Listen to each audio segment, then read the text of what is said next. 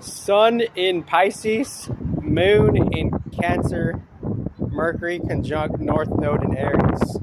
Having the casual communication to know where to go in life, to know how to become more of yourself within the natural self of the collective, seeing the shadow of the natural self, how that has casual natural exploitations, which is not natural, and having casual communication based on the earth and the general messages of wind for us to be endowed with casual insight and information in this now, which is pointing towards balance, not necessarily justice or righteousness, but just a balance of energies. The moon being in Cancer, Jupiter being exalted in Cancer, having natural casual expansion and how we feel within the collective, maybe having a natural comfort within the philosophy of the gods, etc., and becoming a steward of your life. And the shadow of the moon in the Cancer is maybe you're the black sheep of your family, but within the black sheep of your family, there's a gift and the curse within being a black sheep. And this whole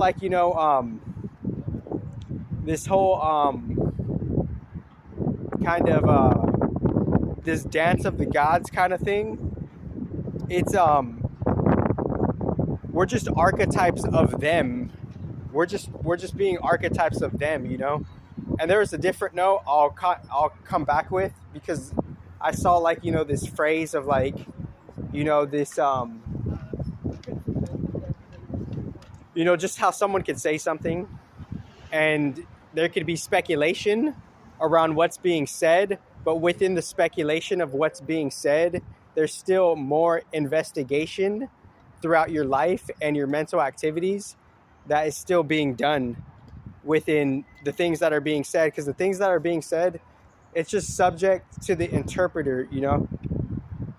So moon in Cancer, more or less feeling the standard stewards of life, and how those stewards, every steward gets put in the challenge of the different polarities of life, the confusions of life, the clarities of life. And behind the confusion and the clarity of life, there's still challenges of nature, inevitably, that we all must go through, no matter what you are, you know.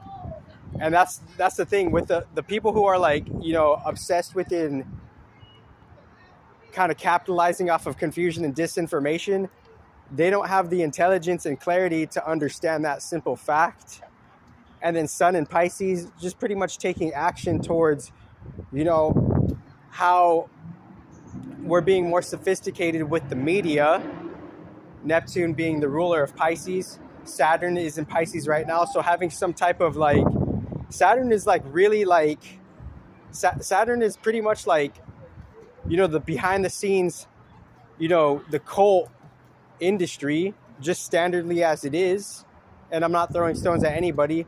And how there's certain positionings and roles within a certain type of cult activity that they could, they're kind of side by side AI, but they're not necessarily just AI, because AI is taking commands off of sentient beings. So AI is something of a proxy intelligence. It's not necessarily just a yin and yang of humans and AI. No, it's AI influences humans, humans influence AI, but beyond both of those, the AI is the proxy intelligence, because the AI is still learning from the quote unquote the cosmos and the universe. So the AI is something of a casual in between, respectively. So the AI is something of a proxy intelligence. So within that proxy intelligence, the cult industry, Saturn in Pisces, they're finding themselves in just the fantasy and the addiction and the dramas of just what Neptune's media pursuit, from Bhumandala to Brahmaloka. That's what the esoteric niche Pisces constellation is. It's between Earth, Bhumandala, the 3D, and Brahmaloka from its bottom plane, because even Brahmaloka, what's above Brahmaloka quote unquote hypothetically is Kailasha and, Vaikuntha, but that's still up for speculation. So this is real updated astrology, and this is just a tidbit of what it is.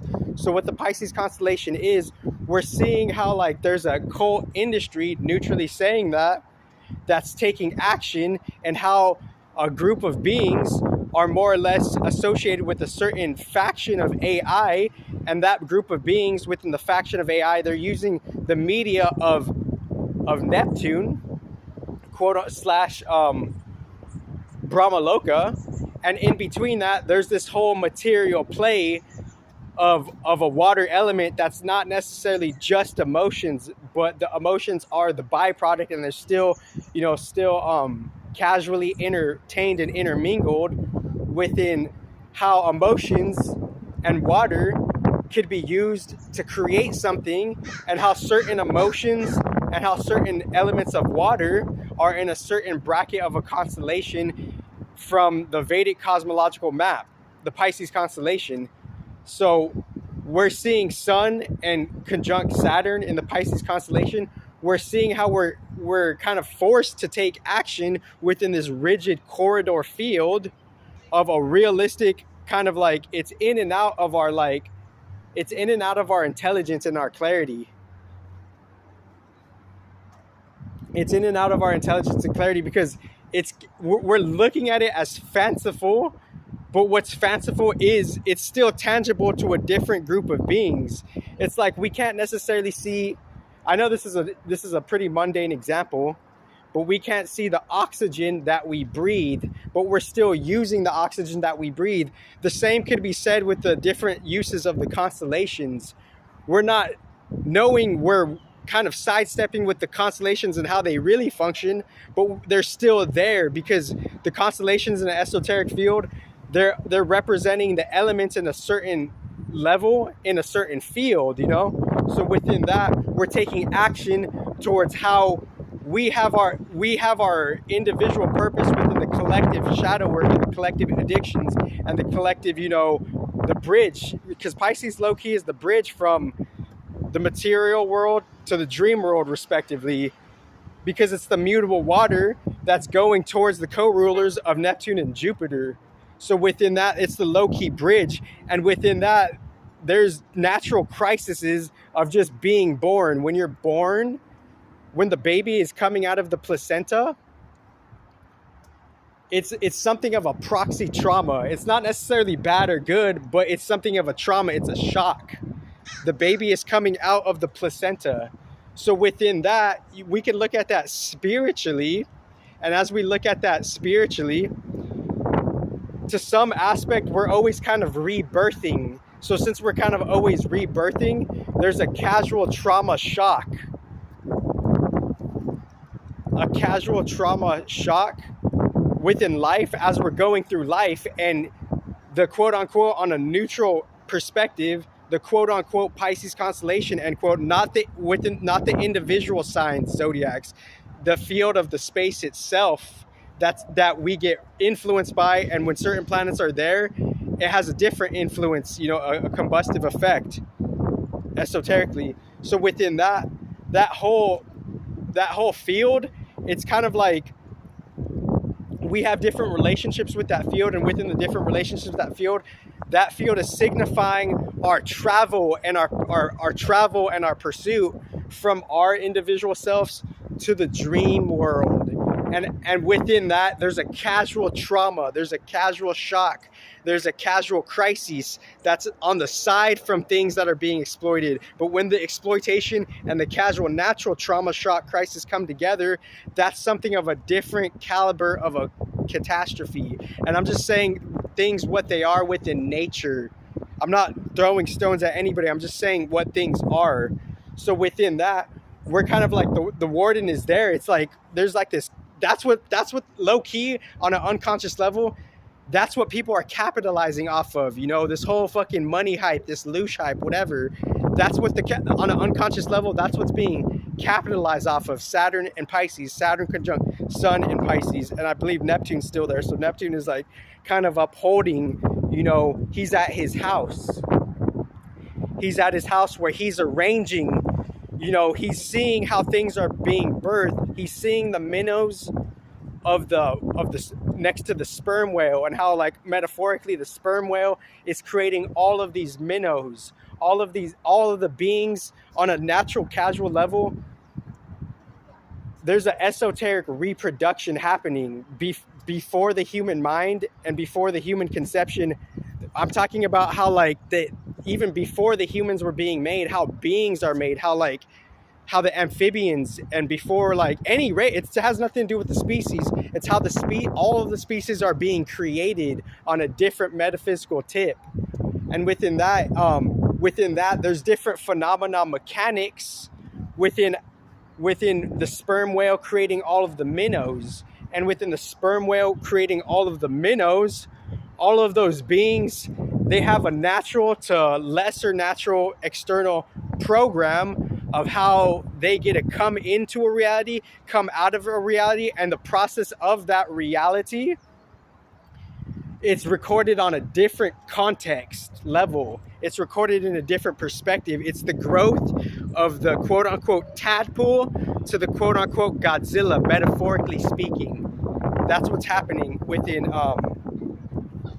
Sun conjunct Saturn and Neptune in Pisces. We're taking action towards that phenomena of life.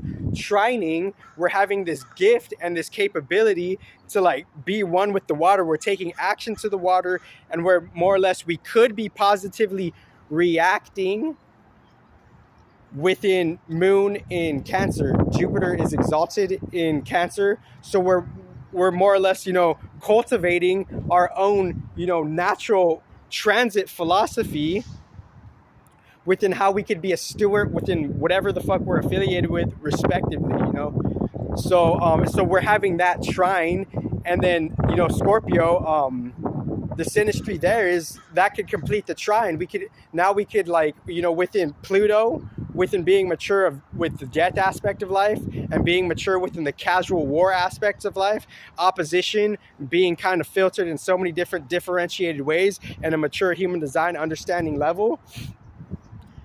Mars is just casual opposition being expressed in different differentiations. So like within the next episode of the NHD series 30 coming up on March 21st, more or less,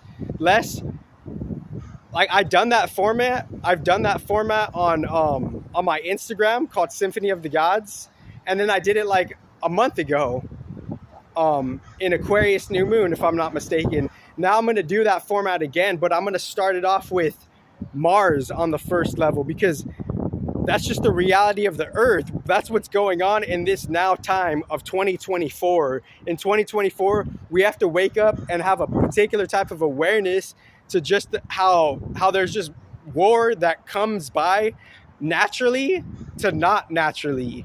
It's just a thing, But it's up to us to be mature on what field we're kind of being aware to balance, energetically. I'm not just saying balance just to say it like a broken record, but, like, it's up to us to see, like, no matter what, we're in this field of war. No matter who you are, what you're doing, what you've achieved, what status you are, that whole principle,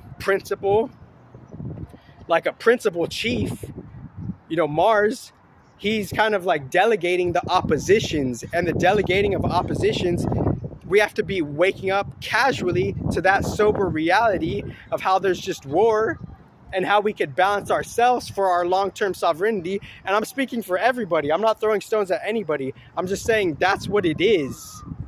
And if you want to take it how you want to take it, that's just based on your own casual, natural fragmentation of your soul. No judgment, no condescending. It's just all your subjective perception.